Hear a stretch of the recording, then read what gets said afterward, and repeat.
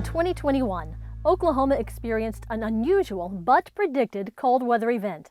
The fallout from that storm left Oklahomans holding the bag for over $5 billion in costs incurred in a matter of hours due to purchasing off the high-priced gas spot market. If elected, what will you do to prevent something like this from happening again? We must strengthen our infrastructure. The push to end our most reliable, cost-effective form of energy, which was coal, played a big part in this. Cheap wind power and solar power were unavailable because of the weather. What made the storm of 2021 so much worse is that it affected the entire Midwest. Other states in our power grid weren't able to help, and it became catastrophic in some states that ended up with loss of life.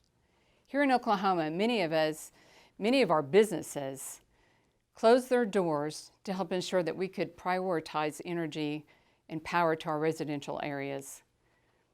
When you compare us to Texas, a deregulated state, we definitely outperformed them.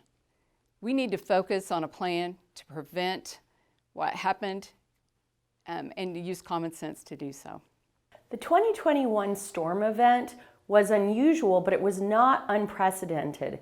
In fact, Oklahoma has had 4 such events in the last 40 years.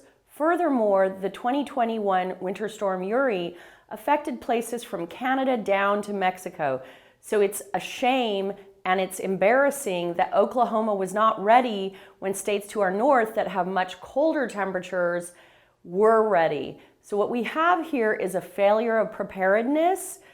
In the future, Oklahoma utilities and the OCC need to be working closely with the Federal Oversight Commission, which is called the Federal Energy Regulatory Commission, as well as with our grid provider, the Southwestern Power Pool. As a commissioner, what I would do is make sure we have a utility audit to make sure that all of our utilities are ready for both high heat and cold weather events in the future. I would also make sure that everybody at the commission is fully engaged in their jobs and make sure that we are not just approving prices willy-nilly for utilities, but we're closely examining their claims.